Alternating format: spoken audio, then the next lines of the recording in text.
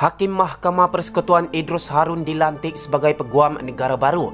Idrus juga ialah abang kepada pengerusi SPR Azhar Harun. Yang di-Pertuan Agong Sultan Abdullah Riayatuddin Al-Mustafa Billah Shah berkenan melantik Mahkamah Persekutuan Idrus Harun sebagai Peguam Negara baru. Jabatan Perdana Menteri mengumumkan Idrus akan berkhidmat selama 2 tahun berkuat kuasa pada hari ini. Beliau menggantikan Tommy Thomas yang meletak jawatan pada minggu lalu. Idrus dilantik ke Mahkamah Persekutuan pada November 2018. Beliau juga abang kepada pengerusi Suruhanjaya Pilihan Raya SPR Azhar Harun. Dalam perkembangan berita yang sama, Hanifah puji Peguam Negara baru sebagai adil, bijak. Bagaimanapun, bekas Menteri Undang-Undang itu berkata, adalah malang bagi Idrus terpaksa berkhidmat di bawah kerajaan yang tiada kredibiliti.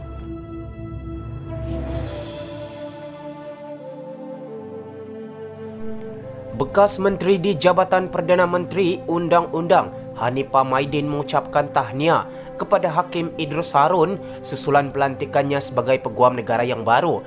Pemimpin amanah itu turut berkata bahawa beliau mempunyai pengalaman bekerja dengan Idrus ketika Peguam Negara itu menjadi Hakim Mahkamah Rayuan. Secara pribadi, saya tiada masalah dengan dia. Pada pandangan saya, dia adalah seorang hakim yang adil dan bijak, katanya kepada Malaysia Kini.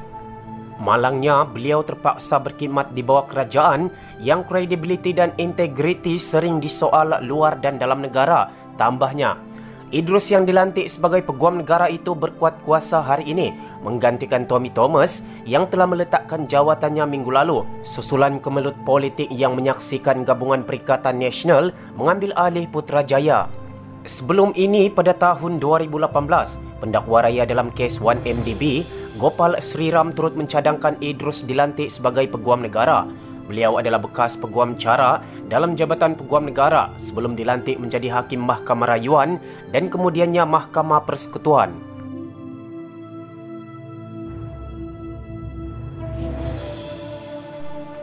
Sementara itu, anggota Parlimen Bukit Gelugor, MP Ramkalpal Singh, turut mengucapkan tahniah kepada Idrus.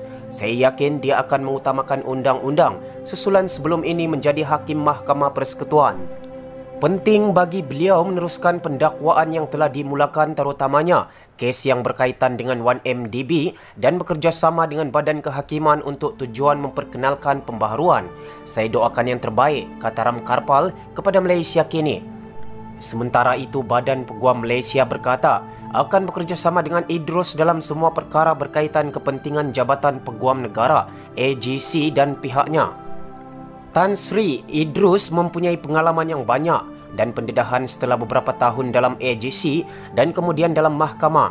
Badan Peguam Negara percaya Idrus dalam menggalas tugasnya secara efisien dan efektif untuk menegakkan undang-undang tanpa rasa takut, kata Presidennya Abdul Farid Ghaffur ketika dihubungi. Kita beralih kepada perkongsian berita yang berlainan. PN dah bincang berbulan-bulan. Menurut laporan, Reuters melaporkan pada awalnya terdapat rancangan menyasarkan untuk menyekat Presiden PKR Anwar Ibrahim daripada menjadi Perdana Menteri Tan Najib. Perbincangan mengenai pembentukan Perikatan Nasional telah dilakukan lebih awal. Menurut bekas Perdana Menteri Najib Razak, lapor Reuters. Najib dipetik Reuters pada Rabu berkata, perbincangan mengenai gabungan baru telah berlangsung selama berbulan-bulan.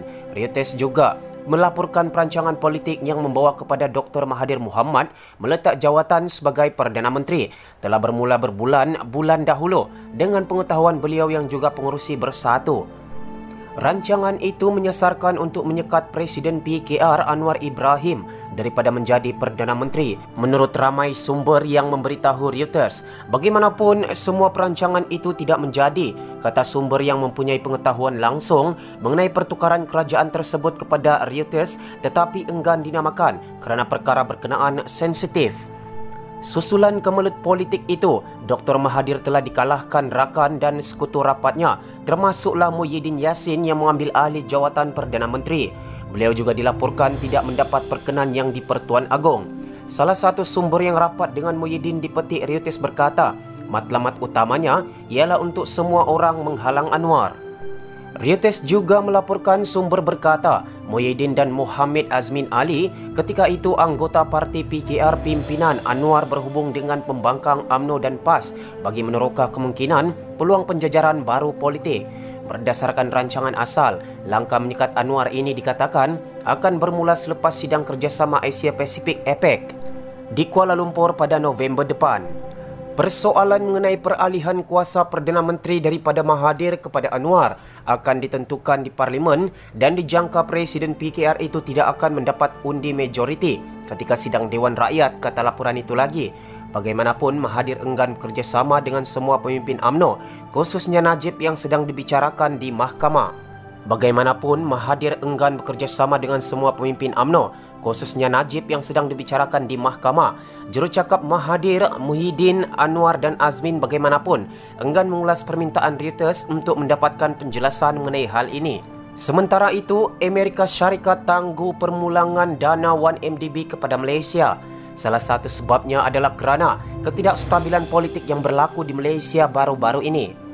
Jabatan Keadilan Amerika Syarikat DOJ menangguhkan pemulangan AS 240 juta bersamaan dengan RM1 bilion yang telah diseleweng daripada dana 1MDB. Reuters memetik laporan salah seorang daripada dua sumber yang mengetahui secara langsung berkaitan kes itu, berkata salah satu sebabnya adalah ketidakstabilan politik yang berlaku di Malaysia baru-baru ini. Pergolakan politik berlaku apabila Dr. Mahathir Mohamad meletakkan jawatan sebagai Perdana Menteri pada 24 Februari ketika berumur 94 tahun.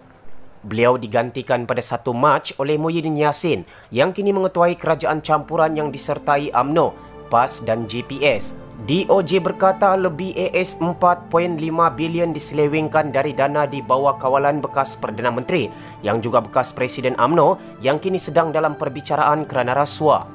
Sejak 2016, DOJ memfailkan saman sivil bagi merampas aset sekitar AS 1.7 bilion, RM7.1 bilion yang didakwa dibeli menggunakan dana 1MDB. Pada Mei lalu, AS mula memulangkan dana berkenaan dengan pemulangan pertama sebanyak AS 200 juta bersamaan dengan RM836 juta. DOJ pada mulanya menetapkan untuk memulangkan dana-dana berkenaan kepada Malaysia pada 19 Februari, tetapi atas sebab-sebab teknikal, pemulangan tersebut tidak berlaku, kata dua sumber tersebut. Sumber berkata jumlah dana dirampas adalah sekitar RM1 bilion, AS 240 juta. Tetapi setelah Mahathir letak jawatan, pemulangan dana tersebut ditangguhkan kerana ketidakpastian apa yang akan berlaku seterusnya, kata salah seorang sumber. Kedua-dua sumber tidak mahu dikenali kerana tidak dibenarkan untuk bercakap dengan pihak media. Malah jurucakap DOJ juga enggan memberikan sebarang komen. Kementerian Kewangan Malaysia turut ditanyakan soalan dan dirujuk kepada Jabatan Peguam Negara namun tidak memberikan sebarang respons. Sumber berkata mereka tidak tahu langkah DOJ yang seterusnya. Dana khas. Dana tersebut sepatutnya didepositkan kepada Kementerian Kewangan Malaysia dan digunakan untuk membayar semula pemegang bon 1MDB. Penyiasat AS dan Malaysia berkata Najib menerima kira-kira AS 1 bilion, RM4.1 bilion, dana 1MDB yang diseleweng. Najib bagaimanapun mengaku tidak bersalah dan sebaliknya mendakwa diperdaya ahli perniagaan Low Tech Jolo dan pegawai 1MDB lain. Siasatan 1MDB dibuat semula dan perbicaraan dimulakan hanya selepas kekalahan mengejut Kerajaan Barisan Nasional pada PRU14.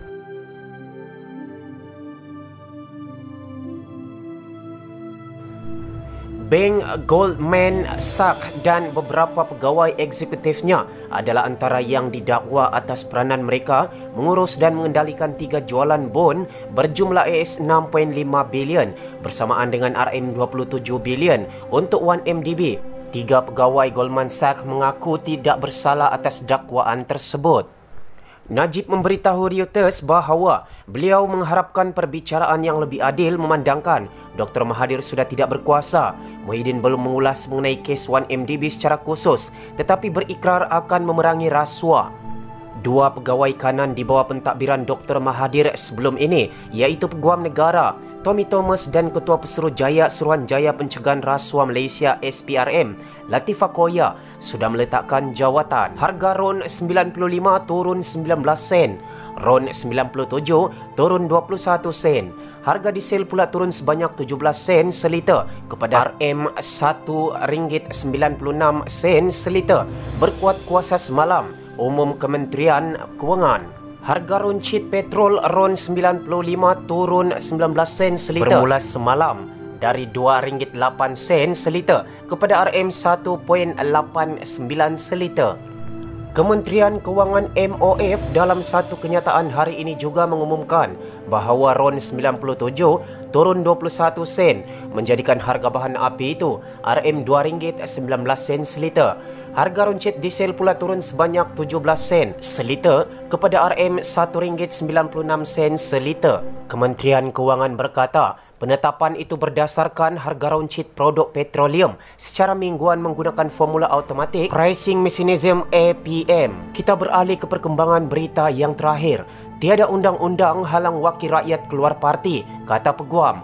Akberdin berkata sebarang perjanjian yang ditandatangani antara PKR dan 12 bekas wakil rakyatnya adalah tidak sah jika bertentangan undang-undang.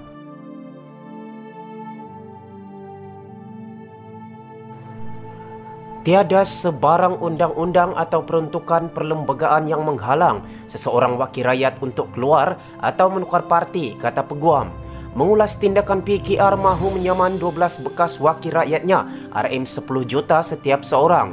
Peguam Akberdin Abdul Kadir berkata, sebarang perjanjian yang ditandatangani mereka bersama parti itu adalah tidak sah jika bertentangan dengan undang-undang. Setahu saya tak ada undang-undang ataupun perlembagaan yang menghalang mereka daripada tukar parti, katanya ketika dihubungi Malaysia Kini. Semalam Malaysia Kini melaporkan bendahari PKR Lee Chen Chong berkata, saman itu berdasarkan dokumen yang ditandatangani wakil rakyat berkenaan sebelum mereka diletakkan sebagai calon pada pilihan raya umum 2018. Menurut dokumen yang dilihat Malaysia Kini, setiap wakil rakyat terbabit perlu membayar PKR sebanyak RM10 juta jika dipecat sebagai ahli, melompat ke parti lain atau meninggalkan parti tetapi kekal sebagai calon bebas.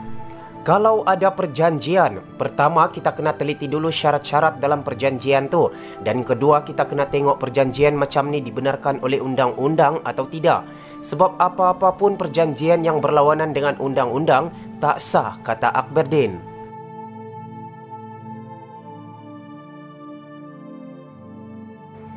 Seramai 12 wakil rakyat terbabit terdiri daripada 9 anggota parlimen dan 3 adun. Anggota parlimen terbabit adalah Azmin Ali dari Gombak, Zuraida Kamarudin mewakili rakyat Ampang, Saifuddin Abdullah Indrah Mahkota, Kamarudin Jaafar Bandar Tun Razak, Mansur Othman Nibung Tebal, Rashid Hesnon Batu Pahat, Santara Kumar Segamat, Ahli Biju Serato dan Willy Mongin Puncak Borneo. 3 adun berkenaan pula ialah Adun Gombak Setia Hilman Edam, Adun Rembia Muhammad Jailani Khamis dari Melaka dan Adun Pemanis Chong Fatful dari Johor.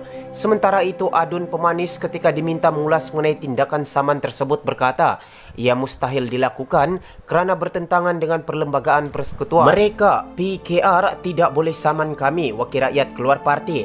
Mahkamah tertinggi menetapkan perkara ini. Ia tindakan PKR bertentangan dengan perlembagaan persekutuan kita, katanya kepada Malaysia Kini. Pada 4 Mac, Chong keluar dari PKR dan menjadi wakil bebas Mesra Perikatan Nasional PN bersama 11 yang lain. Tindakannya itu menjadikan PN mempunyai majoriti cukup dalam DUN Johor untuk menubuhkan kerajaan negeri. Semua sumber berita dipetik dari Malaysia Kini Online. Teruskan sokongan dengan mengongsikan video ini. Terima kasih.